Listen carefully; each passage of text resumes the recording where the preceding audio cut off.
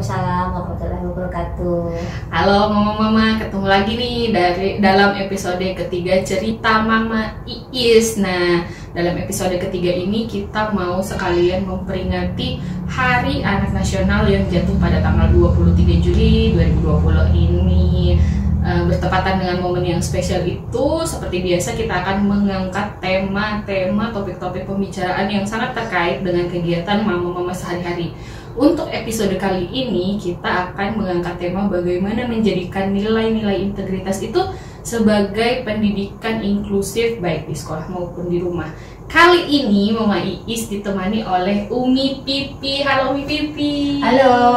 Nah, Umi Pipi ini sehari-hari bekerjanya sebagai apa, kemudian kegiatannya selain bekerja apa aja, boleh dong diceritain dulu. Oke, salam jumpa dengan saya nama lengkapnya Anjur Fitri. Saat ini selain sebagai ibu dari 2 orang anak, saya juga bekerja di kantor sekretariat Asosiasi Pemerintah Kota seluruh Indonesia wilayah 6, jadi Sulawesi, Maluku, dan Papua. Tetapi 3 tahun terakhir saya juga memegang posisi sebagai Field Coordinator untuk Localizing SDGs dari United City and Local Government Asia Pasifik dan Asosiasi Pemerintah Kota seluruh Indonesia. Sibuk ternyata ya? Ya, sibuk. Ya, gitu deh. Kemudian sehari-hari di rumah gimana nih? Di rumah sekarang biasa ya, karena work from home dan school from home juga, jadi ya dijalani aja dua-duanya. Itu I think is the best choice. Oke, anak biasa aja, jadi sehari-hari selain kerja juga bantuin mereka belajar dari rumah. Oke, nah bantuin belajar nih mama-mama. Kemudian jadi Umi Pipi, teman ceritanya Mama Iis ini kan di beberapa episode sudah familiar kemudian dengan nilai-nilai universal yang kita percaya sebagai nilai-nilai kebaikan universal yang sangat kami pribadi mendorong untuk itu terus diterapkan baik di rumah, di lingkungan sekolah, di lingkungan masyarakat di mana kita maupun anak kita akan berinteraksi. Antara lain nilai tersebut ada berani, jujur, mandiri, adil, disiplin, peduli, kerja keras, tanggung jawab, dan sederhana. Nah, kaitannya dengan topik kita, tema kita kali ini yaitu pendidikan inklusif. Nah, kita nanti akan mau berbincang tentang bagaimana sih mengajarkan, menjadikan nilai-nilai itu sebagai nilai-nilai yang inklusif gitu, sehingga tidak hanya anak-anak yang bersekolah di sekolah dalam tanda kutip keren aja yang mendapatkan kemudian pendidikan karakter dan sebagainya gitu. Untuk memulainya saya pengen nanya nih, menurut Umi Pipi sendiri pendidikan inklusif itu seperti apa sih? Ya, jadi kalau kita berbicara tentang inklusi atau kita berbicara tentang pendidikan inklusi, maka satu kata yang harus kita pahami dulu. Jadi inklusi itu berasal dari kata inklusi or include, jadi dia termasuk ke dalamnya. Jadi oposisinya kan include dengan exclude ya. Jadi kalau kita berbicara tentang sesuatu yang inklusi, berarti kita menggunakan cara pandang orang lain dalam memahami suatu masalah begitu. Khusus kalau masalah pendidikan atau kurikulum inklusi sendiri, yaitu sistem pendidikan yang membolehkan atau memungkinkan semua anak untuk mendapatkan pelayanan terhadap pendidikan apapun keadaan mereka gitu, apapun disabilitas yang mereka sedang sandang atau apapun perbedaan yang sedang berada dalam diri mereka gitu. Oke, berarti perbedaan di sini yang dimaksud baik dari kondisi sosial, kondisi ekonomi maupun kondisi fisiknya juga termasuk ya. Apapun perbedaannya mereka harus mendapatkan kesempatan yang sama untuk mendapatkan pendidikan seperti itu. Oke, sekarang kondisinya kalau kita berbicara soal kelembagaan dulu nih. Kalau sekarang yang Umi Pipi lihat saat ini perbedaan antara lembaga pendidikan formal dan non formal, informal dalam mengadopsi sistem, apakah sudah menjalankan sistem pendidikan secara inklusif kalau yang Umi Pipi lihat sekarang ini? Oke. Sebenarnya Provinsi Sulawesi Selatan itu sejak tahun 2014 itu dicanangkan sebagai provinsi inklusi, yang artinya bahwa semua sistem pendidikan itu harus menganut kurikulum atau pendidikan inklusi. Jadi kalau kita berbicara tentang semua, berarti tidak ada satu sekolah atau misalnya sekolah A, sekolah B yang tidak menerima anak-anak yang mau belajar dalam keadaan mereka misalnya difabel atau disabilitas. Semuanya harus diterima, tetapi saya pikir ini berproses ya. Kita nggak bisa bilang bahwa semua pendidikan, semua kurikulum pendidikan di Sulawesi Selatan itu sudah mengadopsi sistem inklusi. Tidak bisa juga seperti itu. Sulawesi Selatan ya. Tidak bisa juga seperti itu karena pengalaman nyata saya sendiri 4 tahun lalu ketika saya akan menyekolahkan anak saya, kebetulan anak saya berkebutuhan khusus, itu memang ada beberapa sekolah yang sangat dengan gamblang menolak anak saya untuk sekolah di situ dengan berbagai macam alasan. Misalnya yang saya ingat di salah satu, padahal ini swasta ya. Padahal ini harusnya biayanya bersumber dari orang tuanya gitu. Ensih dari katakanlah dari customer dari orang tua gitu ya. Jadi di situ memang saya merasakan bahwa loh kok begini ya, ada yang heran, ada perasaan heran pada waktu itu, tapi itu kenyataannya. Jadi memang pada saat itu anak saya ditolak dari beberapa sekolah dengan alasan satu sekolah itu menyatakan kami memang tidak pernah menerima anak dengan kebutuhan khusus. Ya. Yang kedua misalnya nggak bisa karena misalnya tidak ada sumber daya dalam sekolah itu sendiri. Kemudian ada satu lagi memang nyata-nyata nggak bisa Bu, anak berkebutuhan khusus memang nggak bisa sekolah di sini. Gitu. Sementara ini kan keadaan yang katakanlah kita sebagai orang tua, saya pengen dong anak saya meskipun berkebutuhan khusus mendapatkan yang terbaik. Even itu saya harus berusaha lebih daripada orang lain gitu. Itu ya begitu keadaannya sekarang itu. Tapi kalau sedang menuju, saya pikir sekarang banyak sekolah yang katakanlah berbondong-bondong ya untuk mengadopsi sistem pendidikan inklusif ini. Ya. Ini kita baru bicara soal perbedaan fisik ya, akibat dari perbedaan kondisi fisik ya. Belum pendidikan yang tidak menjadi inklusif karena perbedaan status sosial misalnya atau status ekonomi. Berarti ada masih banyak sekali kendalanya yang dirasakan untuk sektor kelembagaan pendidikannya sebenarnya seperti itu. Jadi bagaimana? Nah, lantas kemudian bagaimana ketika konsep pendidikan inklusif ini kita mau tarik ke ranah pendidikan keluarga, ke pendidikan rumah? Apakah itu visible untuk diterapkan? Jadi bagaimana sih ketika konsep pendidikan inklusif ini ditarik ke ranah pendidikan dalam keluarga seperti itu?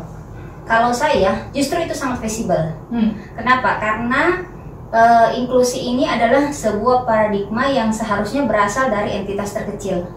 Katakanlah pribadi, dari pribadi masuk ke keluarga, dari keluarga masuk ke yang lebih lebar, misalnya lingkungan sekitar, keluar lagi ke lingkungan sekolah, atau keluar lagi ke komunitas yang lebih lebar begitu. Jadi ketika pertanyaannya adalah apakah kemudian inklusi ini bisa ditarik ke dalam ranah keluarga, sangat visible, sangat visible. Justru sebenarnya inklusi itu terbangun melalui entitas yang paling kecil dari satu orang dalam setiap keluarga, kemudian melebar keluar. Harusnya justru malah berangkat dari keluarga ya.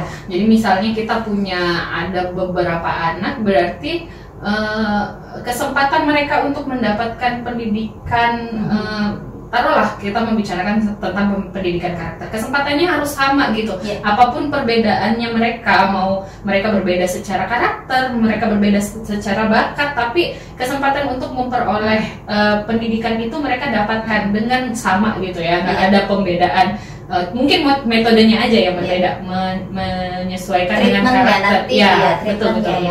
Treatmentnya yang berbeda, tapi diharapkan sama gitu. Misalnya saya dan adik saya, nggak saya aja yang diajarkan untuk disiplin, misalnya untuk kerja keras, atau nggak cuman saya aja yang diajarkan bahasa Inggris, adik saya nggak perlu gitu katanya karena dia nanti sekolahnya yang lokal-lokal aja. Nggak seperti itu kan konsepnya ketika dia dibawa ke rumah gitu ya. Nah, kalau memang visible, kita kaitkan kemudian dengan nilai-nilai integritas. Bagaimana caranya untuk taruhlah kita mulai dari anak-anak yang mempunyai perbedaan status ekonomi taruhlah ya dengan orang-orang di sekitarnya gitu. Ketika kita mulai dengan itu ya, status ekonomi. Ketika dia mau diajarkan tentang nilai-nilai integritas ini, menjadikan nilai integritas ini sebagai pendidikan inklusif. Gimana agar itu bisa visible gitu. Kalau anak-anak, taruhlah anak-anak kaya gitu ya, bukan anak-anak berkecukupan, ya udah saya ke sekolahin aja ke sekolah mahal misalnya seperti itu, sehingga di sana sekolahnya ada nih pendidikan karakter gitu kan. Saya pernah mendengar di sekolah ini dia metodenya ini pendidikan ini nih. Loh, di sekolah yang satunya enggak gitu. Ini kan jadinya berarti dia tidak mendapatkan yang sama gitu kan, padahal kita sama-sama pengen anak-anak kita jadi baik dalam tanda kutip ya, jadi mendapatkan yang terbaik seperti itu. Gimana? Dimulai dari perbedaan apabila kita menyandang status ekonomi yang berbeda gitu. Oke. Jadi begini, inklusi itu sekali lagi menegasikan baik itu perbedaan ekonomi, perbedaan sosial, kapasitas misalnya ya, sehingga nilai-nilai integrasi yang tadi kakak sebutkan itu, nilai integritas itu adalah nilai universal yang semuanya orang, semua pribadi itu harus ikut ke dalamnya. Jadi tidak ada perbedaan bahwa ketika Anda bersekolah di tempat yang misalnya tanda kutip untuk golongan ekonomi menengah ke atas gitu, itu akan mendapatkan pendidikan karakter, atau misalnya akan mendapatkan pemahaman yang lebih bagus tentang integritas, nilai integritas. Tidak bisa seperti itu, karena semua orang harus katakanlah ini kan nilai-nilai mandiri, jujur, peduli dan sebagainya, itu tidak hanya untuk orang-orang khusus, ya, betul tapi sekali. Dia untuk semua orang. Harusnya gitu. Seperti itu. Harusnya seperti itu. Jadi banyak hal yang sebenarnya selama ini di paradigma kita bahwa ketika dia bersekolah di tempat ini bagus nih penanaman karakternya. Nah, itu dia, sampai sekarang tuh masih ada kayak dogma-dogma seperti itu loh, yang dia kan sekolahnya bagus, wajar aja kalau dia berpendidikan dalam tanda kutip. Justru itu yang keliru menurut saya. Ini sesat pikir menurut saya. Di mana-mana sekolah, mau dia sekolah yang katakanlah sekolah unggulan kan, ya. Kalau sekarang mungkin sudah agak dihapus dihapus mau sekolah unggulan, mau sekolah yang sekarang namanya sekolah yang dituju, mau sekolah yang dituju atau sekolah yang tidak dituju, nilai-nilai itu harus diajarkan. Karena dengan nilai-nilai itu sebenarnya kita bisa mengembangkan sikap inklusi gitu. Karena dengan nilai-nilai itu anak-anak diajarkan untuk peduli tadi kan, peduli, berani, tanggung jawab gitu kan. Even kepada anak saya, ini sudah ini yang sifatnya saya sendiri melakukan inheren. Jadi sifatnya saya nggak hanya bicara, tapi memang saya lakukan gitu, meskipun anak saya dipraktekkan gitu ya, diteladankan gitu kepada anak sendiri. Oke, berarti mau kalau tadi kita bicara soal status ekonomi, mau rumah kamu bagus, mau rumah kamu jelek, nggak ada alasan buat tidak menanamkan itu dalam kehidupan sehari-hari ya. Mau sekolah untuk guru pun, mau sekolahnya ketika dia mengajar di sekolah yang bonafit ataupun tidak, ya itu memang tetap diajarkan harusnya. Nah sekarang begini, sekolah ketika hanya mau menerima anak yang bagus, apa fungsinya pendidikan gitu? Ya, benar nggak? Maksud saya gini, ketika sekolah sudah milih-milih anak-anak, ini anaknya jujur, ini anaknya bagus, apa fungsi pendidikan yang sebenarnya? Justru sekolah harus berani menerima perbedaan itu. Dari anak yang tadi tidak mandiri menjadi anak yang mandiri ketika diajak di sekolahnya. Dari anak yang tadi nggak mau peduli sama orang, ketika disekolahkan di situ menjadi anak yang peduli sama orang. Begitu, justru di situ sebenarnya kualitas pendidikan itu diukur. Gitu. Itu pun harusnya di rumah ya, kita embrace semua karakternya, perbedaannya anak-anak kita gitu, kemudian memberikan kesempatan yang sama untuk sama-sama menjadi baik seperti itu. Ini kalau dari status ekonomi bisa aja. Kemudian tadi kan seperti yang Umi Pipi cerita ya, Umi Pipi salah satu anaknya berkebutuhan khusus seperti itu misalnya. Bagaimana caranya menjadikan pendidikan itu jadi pendidikan inklusif, nilai-nilai integritas ini menjadikan pendidikan inklusif gitu, dibandingkan dengan misalnya kalau dengan saudaranya yang berbeda kapabilitas atau berbeda, taruhlah nggak berbeda fisik tapi berbeda bakat atau berbeda different ability gitu ya. Gitu gimana? Jadi saya klarifikasi dulu. Jadi dua-duanya berkebutuhan khusus sekarang, karena yang misalnya adik juga sekarang sedang dalam tahap konsultasi dengan psikolog ya untuk menentukan intervensi dari kurikulum apa yang harus diterapkan kepada adiknya gitu.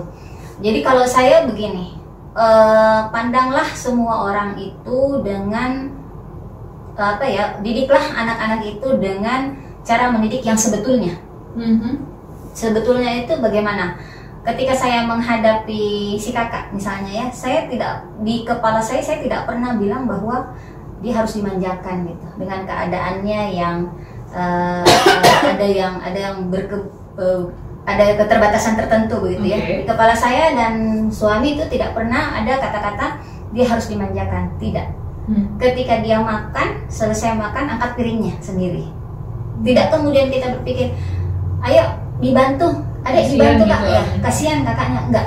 Jadi dari dia kecil sampai dia sekarang itu dia tahu bahwa ketika saya selesai makan, saya harus angkat piring sendiri. Ya, kalau dia mau beli sesuatu, dia harus bekerja. Hasil dari bekerja biasanya saya kasih uang celengan. Kenapa? Karena di situ saya sebenarnya mengajarkan anak-anak bahwa apa yang kamu mau dapat, apa yang kamu mau usahakan, kamu harus bekerja keras. Meskipun ada keterbatasan. Meskipun ada keterbatasan, tapi dia harus tahu bahwa saya masih mampu melakukan ini. Menyadari kemampuannya ya. Saya masih mampu melakukan ini dan ini yang harus saya lakukan. Misalnya gini, mereka saat ini si adik mau beli pianika, kakaknya mau beli sepeda karena sepedanya sudah kecil. Tapi saya bilang bahwa nanti kita beli kalau celengannya sudah penuh. Karena celengannya itu adalah hasil kerja kerasnya mereka. Kalau mereka membantu menyapu, saya kasih 5.000. Atau misalnya uang ampau dari sepupu-sepupu dan tante-tante itu ditabung. Jadi kalau mereka punya kemauan, kalau mereka punya sesuatu yang diinginkan, tidak langsung ada. Jadi libatkan mereka dalam memahami masalah dan mencari solusi dari masalahnya. Jadi meskipun mungkin saya mampu membelikan, tapi saya tidak mau membelikan. Bukan tidak saya semudah itu, tidak semudah itu, tapi kalian harus bekerja untuk ngumpul uang.